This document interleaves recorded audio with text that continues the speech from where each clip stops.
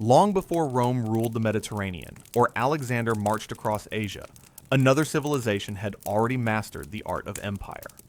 Rising from the fertile plains of northern Mesopotamia, the Assyrians transformed a small kingdom into the most feared military power the ancient world had ever seen. For nearly 3 centuries, their armies conquered vast territories, stretching from the mountains of Iran to the shores of Egypt, leaving behind a legacy of conquest, innovation, and power that would shape the future of civilization. The story of Assyria began in the land between the Tigris and Euphrates rivers, a region known as Mesopotamia, often called the cradle of civilization. Here, among fertile farmland and bustling trade routes, the city of Ashur emerged around the 3rd millennium BC. Named after the chief god of the Assyrians, Ashur quickly became a thriving center of commerce, connecting merchants from Anatolia, Babylon, and beyond.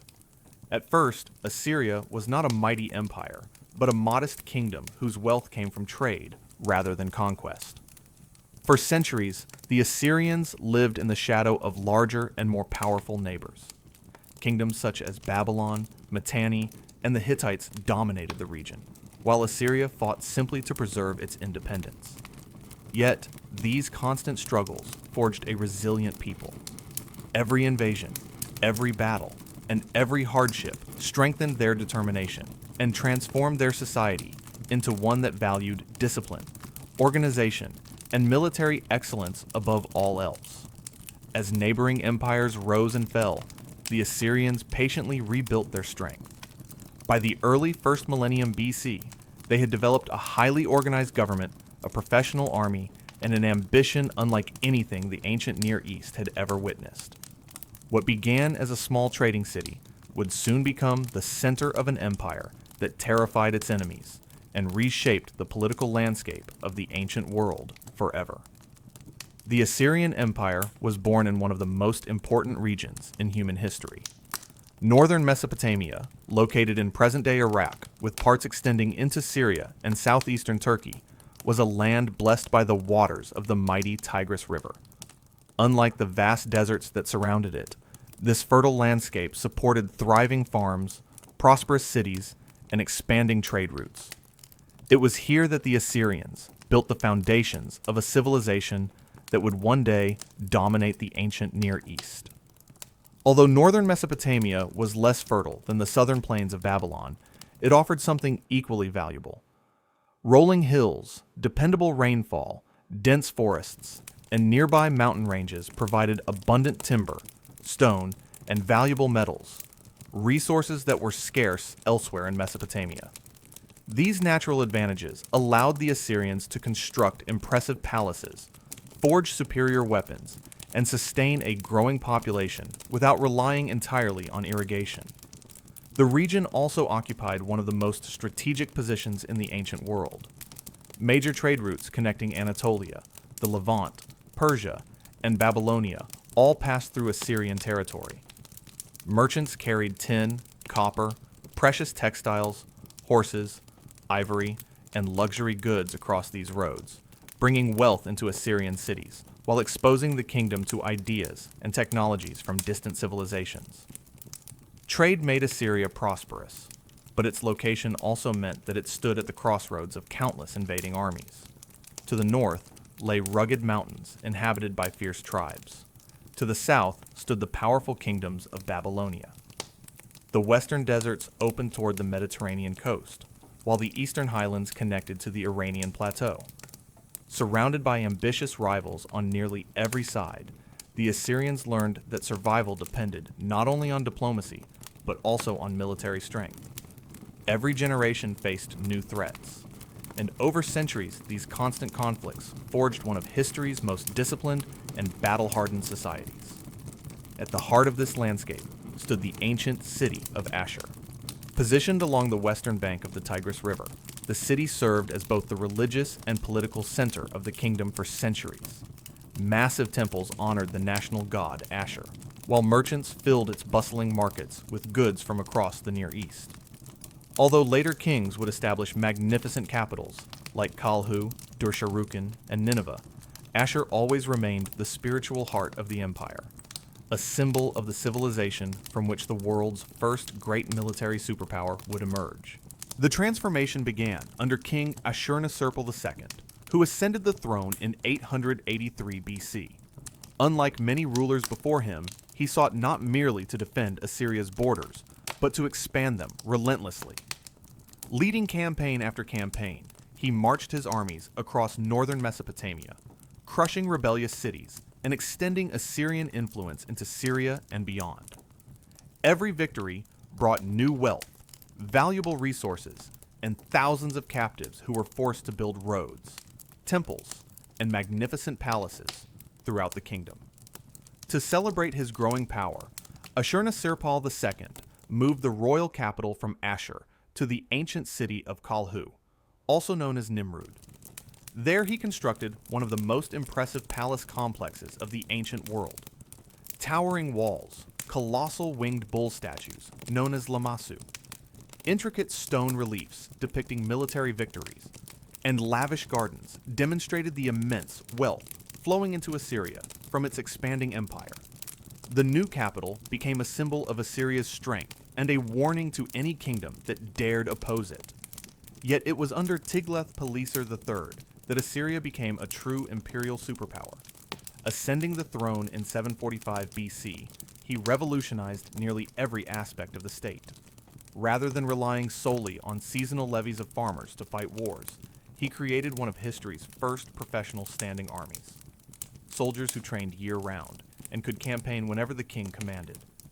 He reorganized conquered territories into provinces governed by loyal officials, strengthened the empire's taxation system, and built an efficient network of roads that allowed armies and messengers to travel across thousands of miles with remarkable speed. These sweeping reforms transformed conquest into lasting control. Assyria was no longer simply defeating its enemies. It was absorbing them into a centralized empire, unlike anything the ancient Near East had ever witnessed. Within decades, Assyrian armies dominated Babylonia, Syria, Phoenicia, Israel, and vast stretches of Anatolia. The empire's borders continued to expand under successive kings, while its reputation for military discipline and overwhelming force spread across the known world. The age of the Neo-Assyrian Empire had begun, and with it came an era in which no kingdom could ignore the power of Assyria. No civilization in the ancient world perfected the art of warfare quite like the Assyrians. While earlier kingdoms often assembled temporary armies during times of crisis, the Assyrians built a permanent military machine designed for one purpose alone: continuous conquest. Every part of the empire existed to support its armies, from its farms and workshops to its roads and government. War was not simply a necessity, it became the foundation upon which the empire was built. At the heart of this military revolution stood one of history's first professional standing armies. Thousands of full-time soldiers trained throughout the year, mastering formation fighting, archery, siegecraft, and cavalry tactics. Unlike the part-time militias fielded by many neighboring kingdoms, Assyrian troops were experienced veterans who spent much of their lives campaigning across the empire.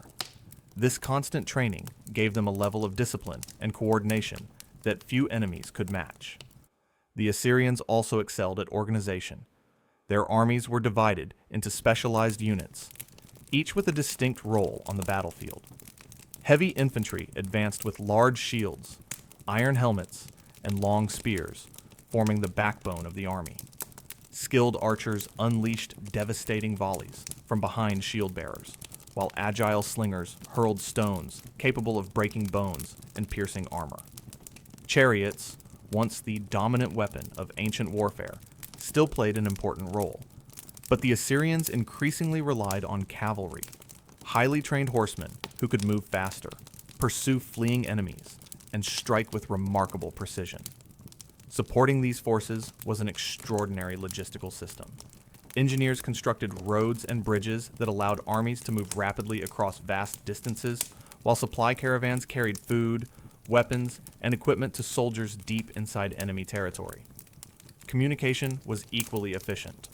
Mounted couriers raced between cities, carrying the king's orders, allowing commanders to coordinate campaigns hundreds of miles apart with unprecedented speed. Few empires before or after could mobilize military forces so quickly across such an enormous territory. Perhaps most importantly, the Assyrians embraced innovation. They forged superior iron weapons on a massive scale, developed sophisticated siege engines capable of smashing city walls, and refined tactics through decades of nearly constant warfare.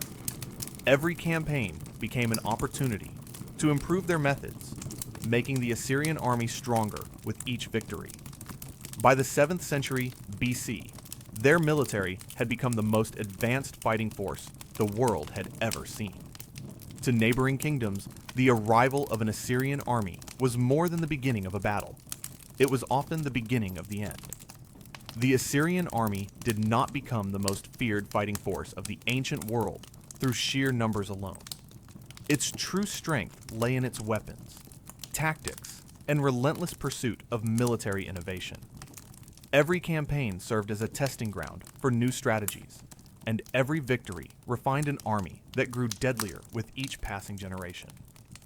The backbone of the Assyrian military was its heavily armed infantry. Equipped with iron swords, long spears, sturdy shields, and bronze or iron helmets, these soldiers fought in disciplined formations that could withstand fierce assaults while steadily advancing against enemy lines. Behind them stood skilled archers, protected by shield bearers carrying massive rectangular shields. Working together, they unleashed continuous volleys of arrows that weakened enemy formations long before the infantry closed in for combat. One of Assyria's greatest military advantages was its widespread use of iron, while many neighboring kingdoms still relied heavily on bronze weapons. Assyrian blacksmiths produced vast quantities of iron swords, spearheads, axes, and armor.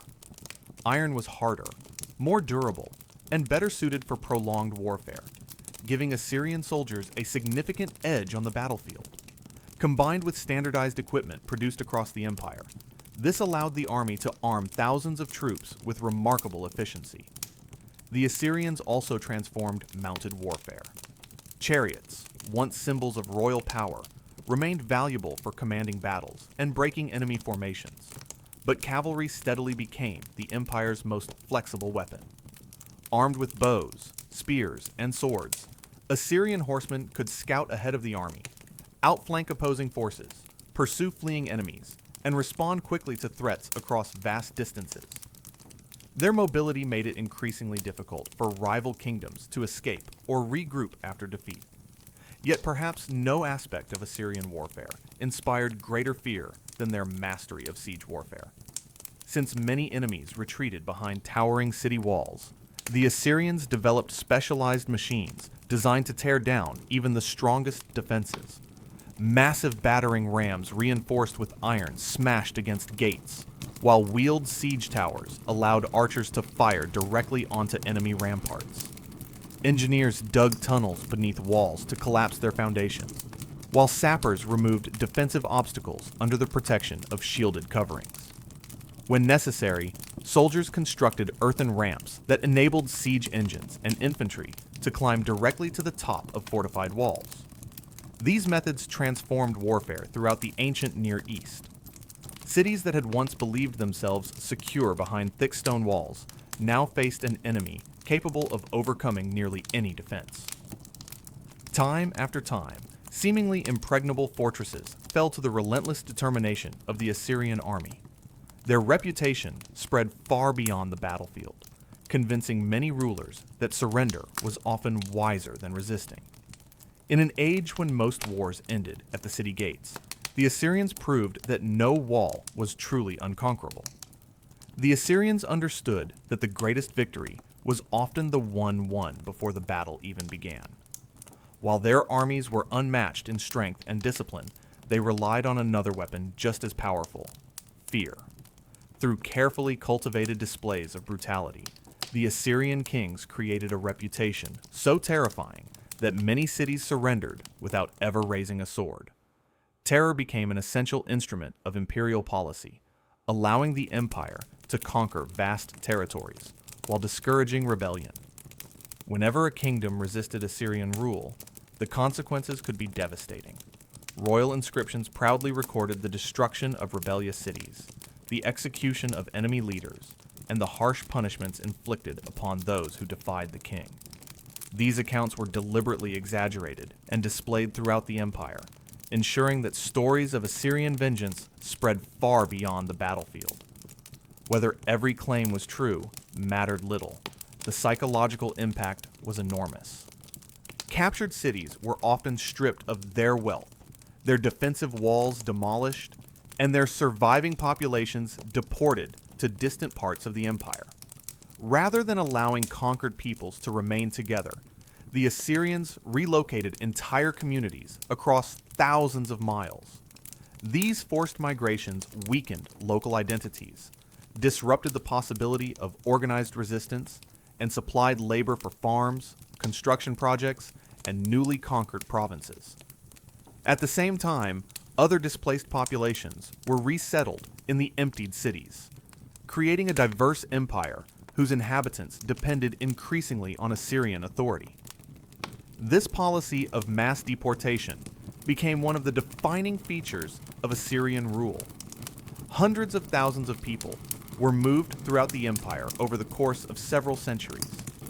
Although harsh, the system also spread knowledge, technologies, languages, and artistic traditions across the Near East. Skilled craftsmen, scribes, engineers, and merchants carried their expertise into new regions, contributing to the remarkable cultural diversity that existed within the Assyrian Empire. The empire's reputation for cruelty has endured for thousands of years, but modern historians caution that it should be viewed in context. Violence was a common feature of ancient warfare, and many rival kingdoms inflicted similar punishments on defeated enemies. What made the Assyrians different was not necessarily that they were more brutal, but that they openly advertised their brutality. Through inscriptions, palace reliefs, and royal monuments, they transformed fear into a deliberate strategy of governance, ensuring that their enemies knew exactly what awaited those who chose to resist. For generations, this calculated use of terror helped maintain one of the largest empires the ancient world had ever seen. Yet fear alone could never guarantee loyalty forever. As long as the Assyrian army remained undefeated, its reputation kept the empire united. But when that military strength eventually began to weaken, the same kingdoms that had once submitted in terror would seize the opportunity to rise against their former masters, setting the stage for one of history's most dramatic imperial collapses. The rise of the Assyrian Empire was not the work of a single ruler. It was forged over generations by a succession of ambitious kings, each building upon the achievements of his predecessors. Some expanded the empire through relentless conquest. Others transformed its government or rebuilt its greatest cities. But together, they created one of the most powerful civilizations the ancient world had ever known. Ashurnasirpal II was the first of these great rulers. Ascending the throne in 883 BC, he launched a series of brutal military campaigns that re-established Assyrian dominance across northern Mesopotamia and Syria. His victories filled the royal treasury with tribute and captives, allowing him to construct the magnificent capital of Kalhu, or Nimrud. Decorated with towering Lamassu statues and elaborate stone reliefs celebrating his victories, the city became a powerful symbol of Assyria's growing strength. Several generations later, Tiglath-Pileser III transformed Assyria from a successful kingdom into a true empire. Recognizing that constant expansion required permanent institutions, he reorganized the military into one of history's first professional standing armies and divided conquered territories into provinces governed by officials loyal to the crown. These reforms gave Assyria the administrative strength to control millions of people across vast distances, laying the foundation for centuries of imperial rule. His successors continued this remarkable expansion. Sargon II seized the throne in 722 BC and quickly proved himself one of Assyria's greatest conquerors. he defeated the Kingdom of Israel, captured its capital at Samaria, and deported much of its population, one of the most famous examples of Assyria's policy of forced resettlement. Sargon also founded an entirely new royal capital, Dur-Sharrukin, a magnificent city built specifically to display the wealth and power of his reign. Sennacherib, perhaps the empire's most famous king, inherited this growing superpower in 705 BC. He abandoned Dur-Sharrukin after his father's death and transformed Nineveh into one of the largest and most spectacular cities in the world. Massive walls surrounded the capital, while canals, aqueducts, gardens, and magnificent palaces demonstrated Assyria's engineering genius. Sennacherib also conducted famous campaigns against Babylon and the Kingdom of Judah, including the Siege of Jerusalem, an event recorded in both Assyrian inscriptions and the Hebrew Bible. After Sennacherib came Esarhaddon, who expanded Assyria farther than any king before him. In 671 BC, his armies invaded Egypt, capturing Memphis and bringing the wealthy Nile Valley under Assyrian control. Never before had a Mesopotamian empire stretched from the Persian Gulf to the Mediterranean and deep into northeastern Africa. The last of Assyria's truly great rulers was Ashurbanipal. Although remembered as a formidable military commander who crushed rebellions across the empire, he was equally devoted to knowledge. Unlike many ancient kings, Ashurbanipal could read and write, and he ordered thousands of clay tablets to be collected from across Mesopotamia. These texts formed the famous Library of Ashurbanipal at Nineveh, preserving everything from scientific observations and royal records to myths like the Epic of Gilgamesh. Without his efforts, much of what we know about ancient Mesopotamian civilization would have been lost forever. Under these extraordinary rulers, Assyria reached the height of its power. Their armies conquered kingdoms, their engineers reshaped landscapes, and their administrators governed one of the largest empires the world had ever seen. Yet despite their remarkable achievements, the empire they built would not outlive them for long.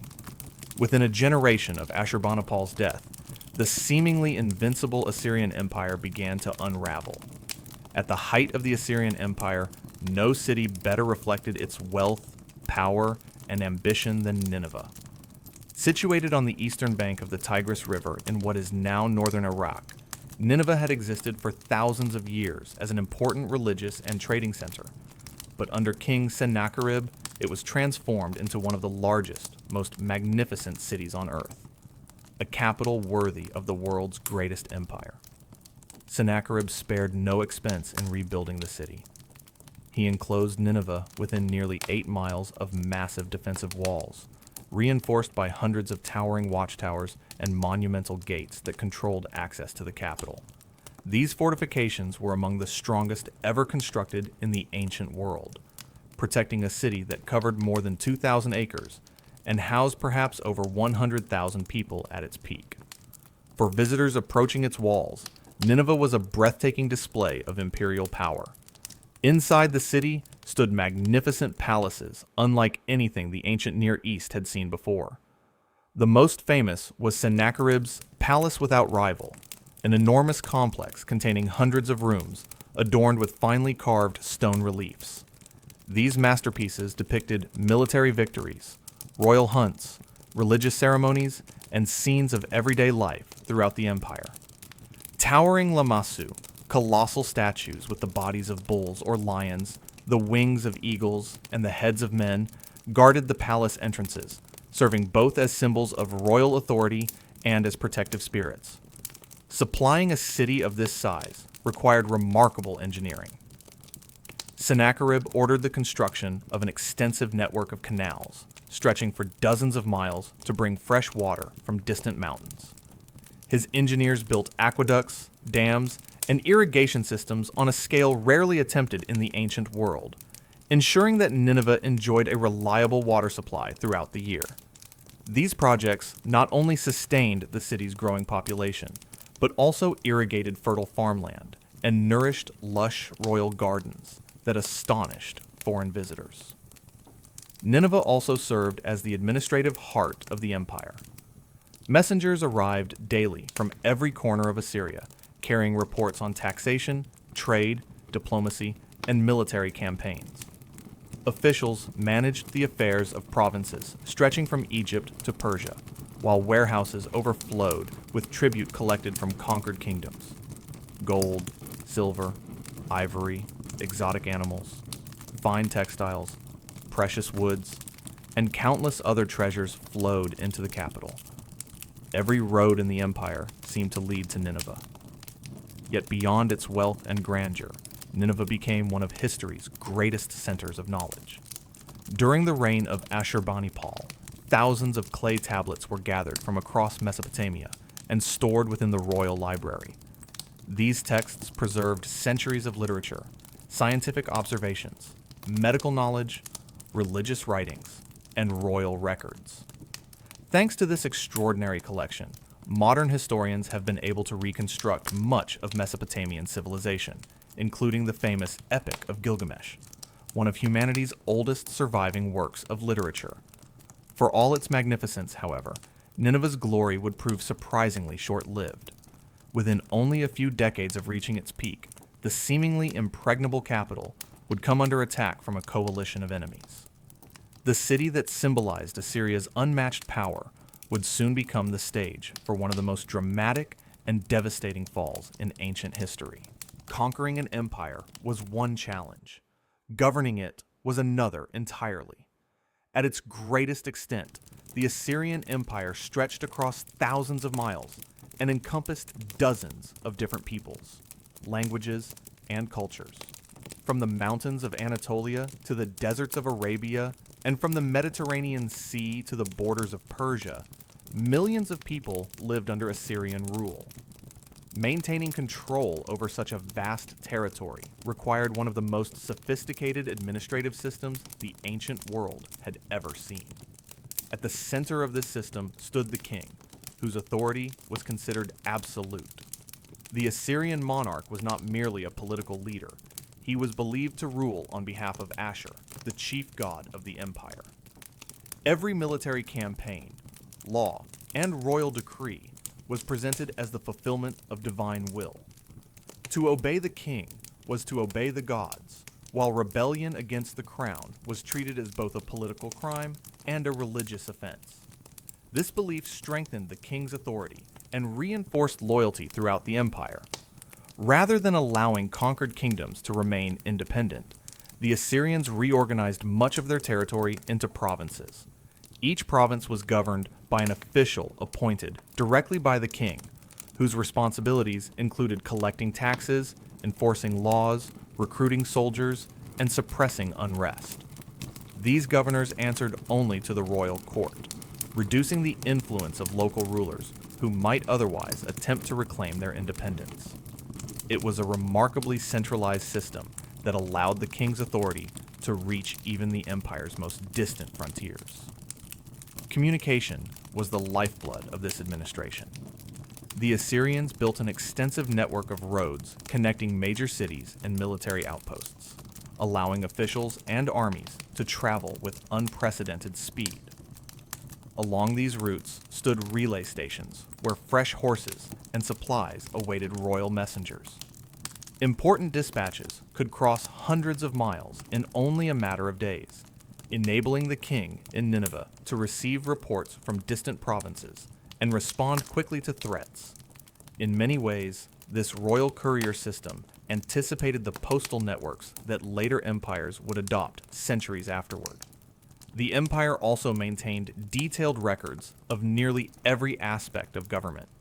Scribes carefully inscribed clay tablets documenting taxes, agricultural production, military supplies, trade, legal disputes, and diplomatic correspondence.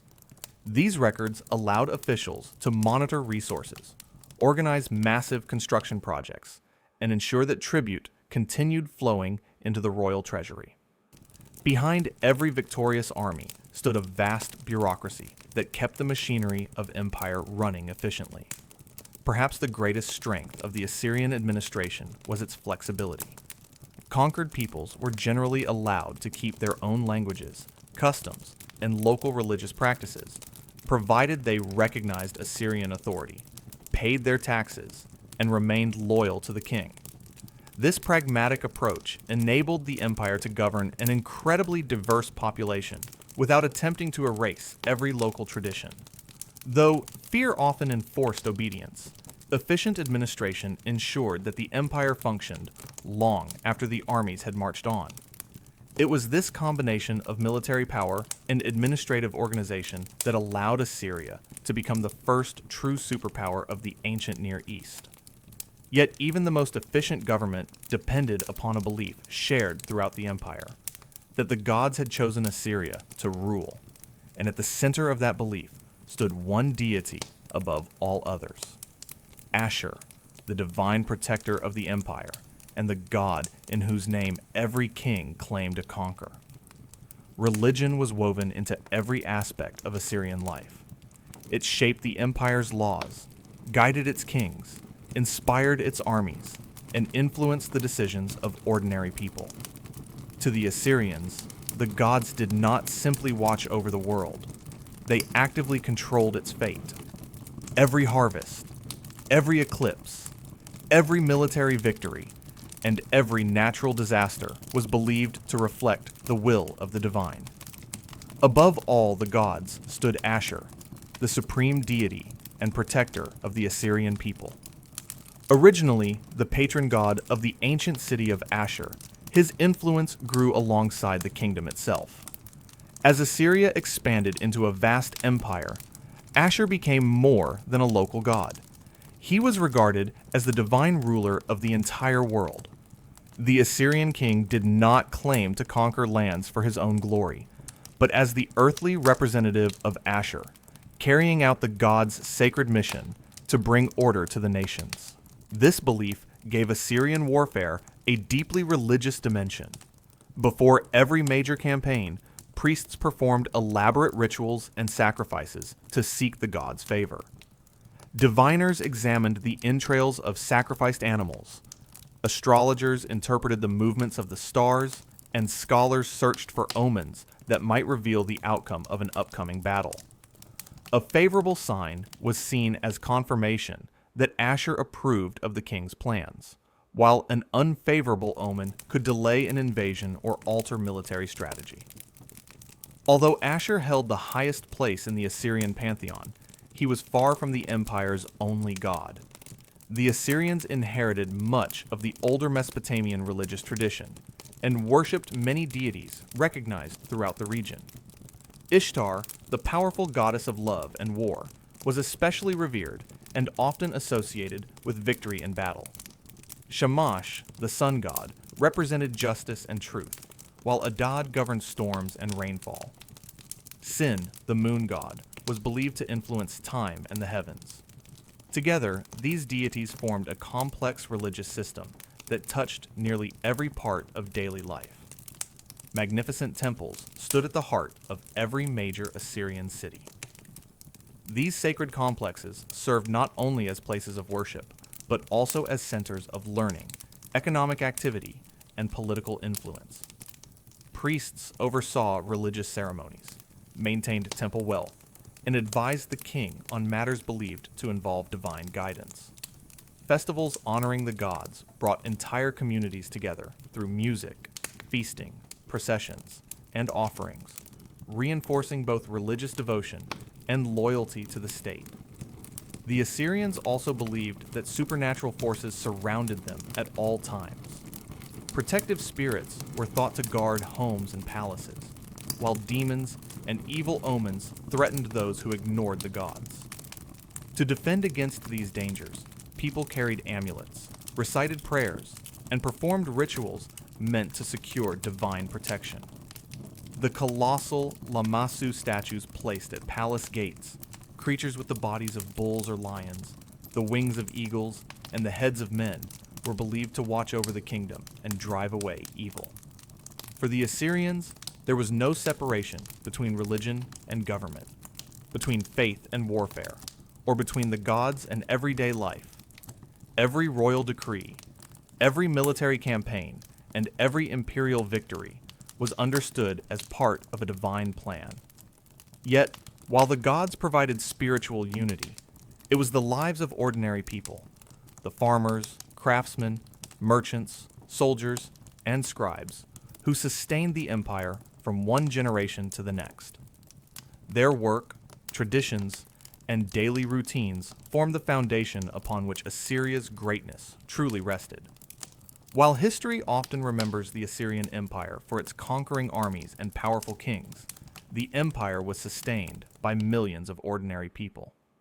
Farmers cultivated the land, craftsmen produced tools and luxury goods, merchants connected distant civilizations through trade, and scribes recorded the countless transactions that kept the empire functioning. Behind every military victory stood a thriving society whose daily labor made Assyria one of the richest and most organized civilizations of the ancient world. Most Assyrians lived in small farming villages, scattered across the fertile plains of northern Mesopotamia.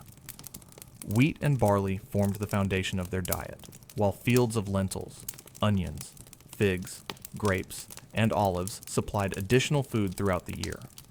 Farmers also raised sheep, goats, cattle, and donkeys, providing meat, milk, wool, and labor for the growing population. Seasonal harvests were vital to the empire, and irrigation canals helped ensure that crops could survive even during periods of limited rainfall. Life in the cities was far different. Great urban centers, such as Nineveh, Calhu, and Ashur, bustled with activity from dawn until dusk. Narrow streets wound between homes built from sun-dried mud brick, while crowded marketplaces overflowed with merchants selling pottery, textiles, spices, jewelry, metal tools, and imported goods from across the Near East. The empire's vast trade network brought ivory from Africa, cedarwood from Lebanon, precious stones from the East, and luxury items from lands thousands of miles away. By nobles, military commanders, high-ranking priests, and government officials who administered the empire. Beneath them were merchants, skilled craftsmen, scribes, and ordinary farmers, each playing an important role in the economy. At the bottom were laborers and slaves, many of whom had been captured during military campaigns or relocated from conquered territories. Although social status shaped a person's opportunities, skilled individuals could sometimes rise through government service or military achievement. Education was reserved primarily for the elite, particularly those training to become scribes. Students spent years mastering the complex cuneiform writing system, memorizing thousands of wedge-shaped symbols pressed into clay tablets. Scribes were among the empire's most respected professionals, responsible for recording taxes, drafting royal decrees, preserving literature, and documenting military campaigns. Their meticulous records have provided modern historians with an extraordinary window into Assyrian civilization. Family formed the center of everyday life. Households were typically led by the eldest male, though women played essential roles in managing the home, raising children, producing textiles, and participating in local commerce. Wealthier women could own property, conduct business, and oversee large estates, while queens occasionally exercised significant political influence within the royal court.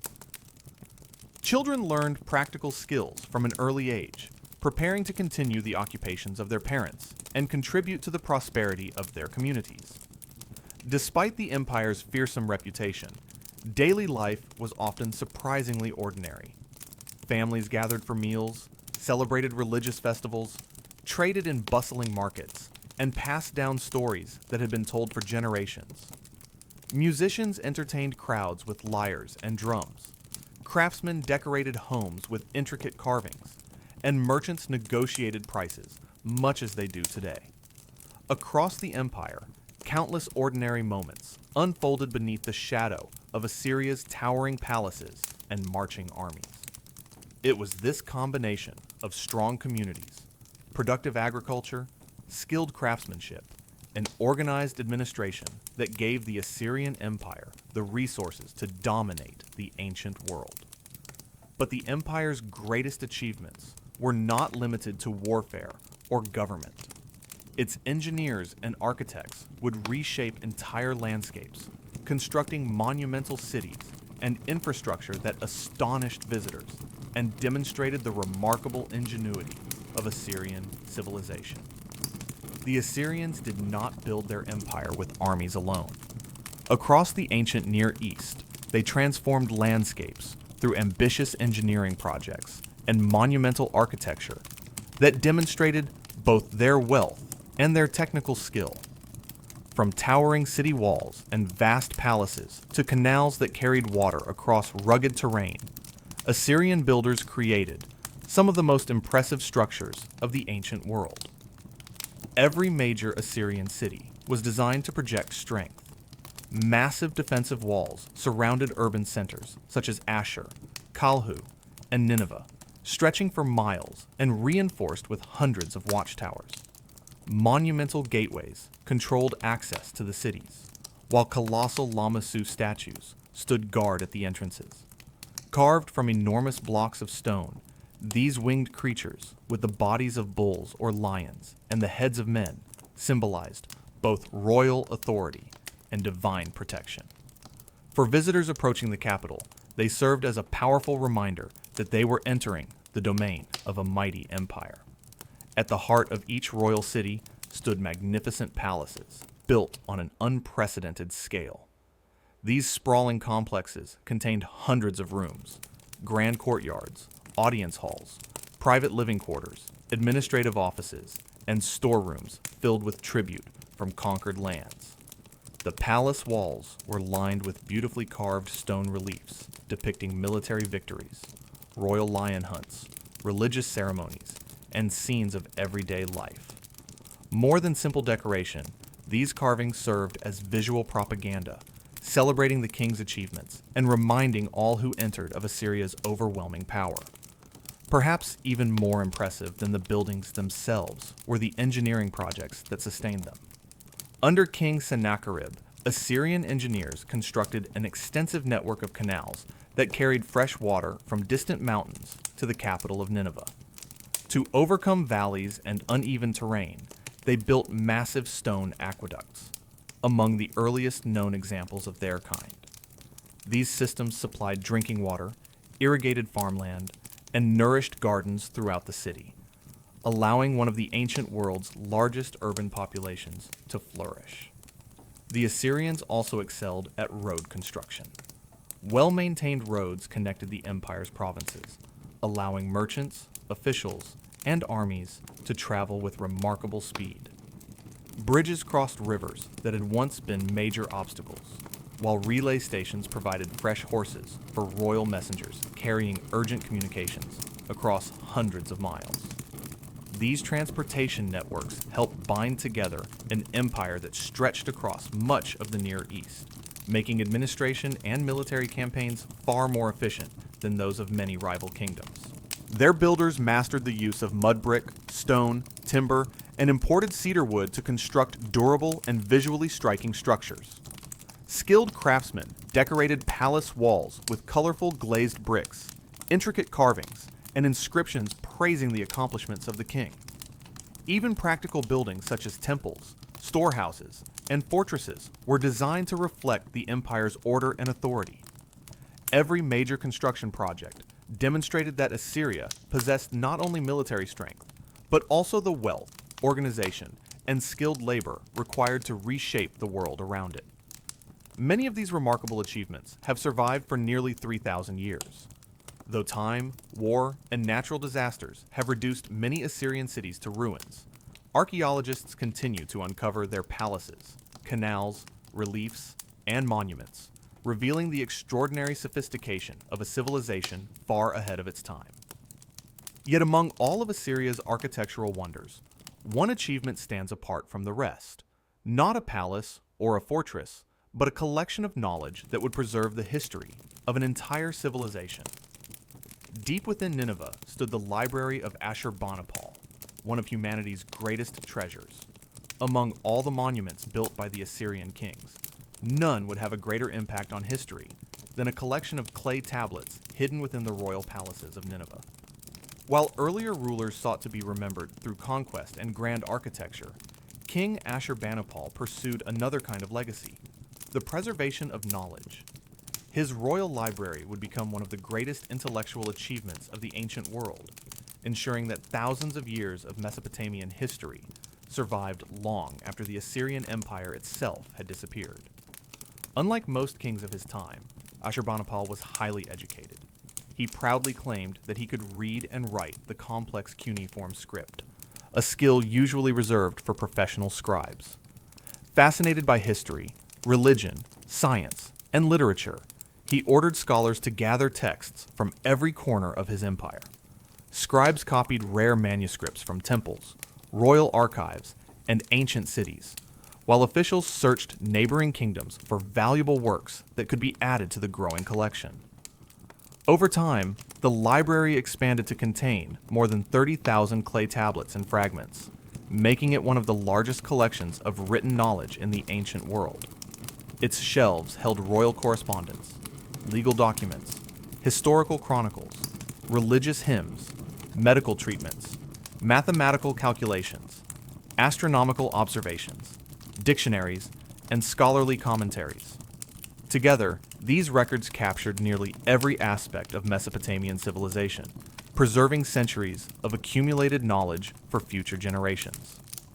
Among the library's greatest treasures was the Epic of Gilgamesh, one of the oldest surviving works of literature in human history. The poem follows the legendary King Gilgamesh on a journey through friendship, loss, and the search for immortality. It also contains a remarkable flood story that predates many later traditions and offers modern historians a rare glimpse into the beliefs and values of ancient Mesopotamian society. Without Ashurbanipal's library, this masterpiece and countless other works might have vanished forever. The collection also revealed the Assyrians' impressive scientific understanding. Astronomers carefully recorded the movements of planets, eclipses, and constellations, creating observations that would influence later civilizations. Physicians documented symptoms, treatments, and surgical procedures, while mathematicians solved practical problems involving construction, agriculture, and trade. Although many explanations were intertwined with religion and omens, these texts demonstrate a genuine effort to understand and organize the natural world. Ironically, it was the violent destruction of Nineveh that ensured the library's survival. When the city fell in 612 BC, fires swept through the royal palaces. While wooden shelves and buildings burned to the ground, the intense heat baked thousands of clay tablets, hardening them like pottery. Buried beneath the ruins for more than 2,000 years, they remained remarkably well preserved until archaeologists uncovered them during the 19th century. Today, the Library of Ashurbanipal stands as one of archaeology's greatest discoveries. Through these humble clay tablets, the voices of kings, priests, scholars, and poets have echoed across nearly 3 millennia, allowing us to reconstruct the history of Mesopotamia with extraordinary detail.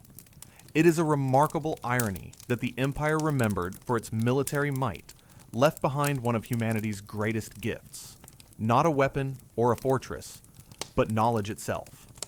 Yet, even as Ashurbanipal was assembling this vast collection, cracks were beginning to appear within the empire he ruled.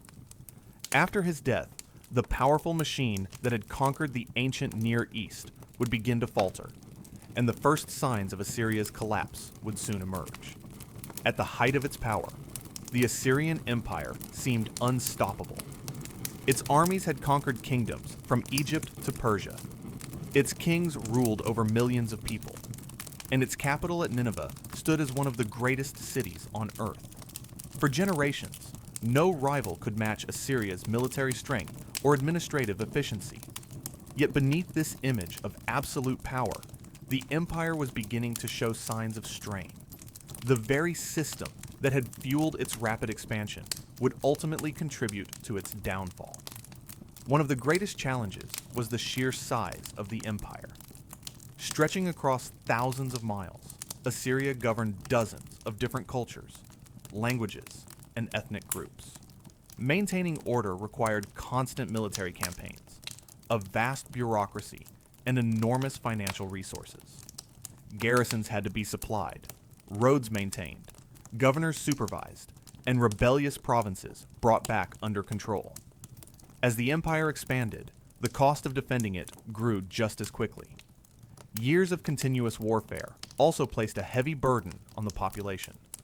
Although conquest brought wealth and tribute, it demanded an endless supply of soldiers, laborers, and resources.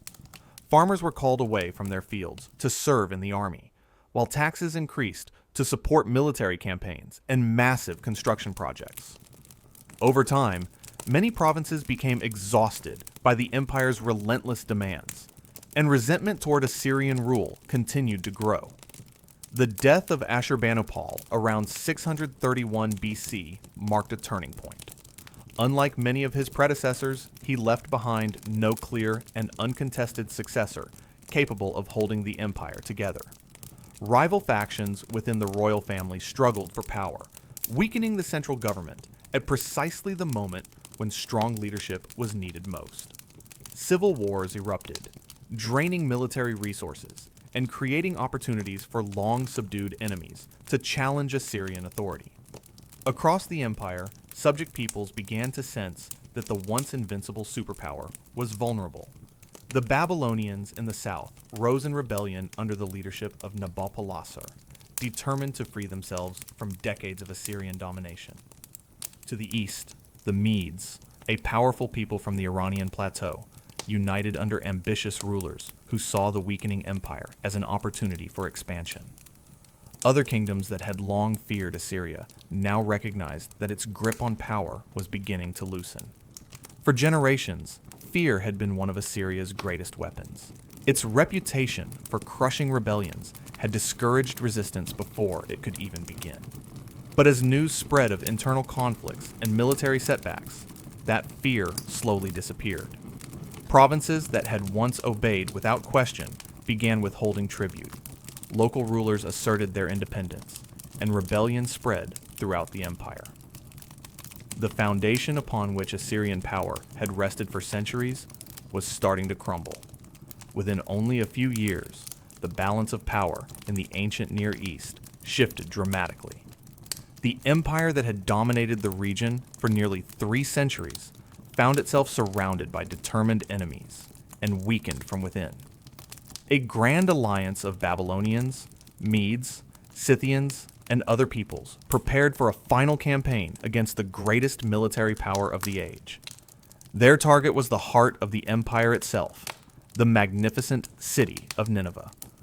What followed would become one of the most decisive sieges in ancient history, bringing the Assyrian Empire to a dramatic and violent end.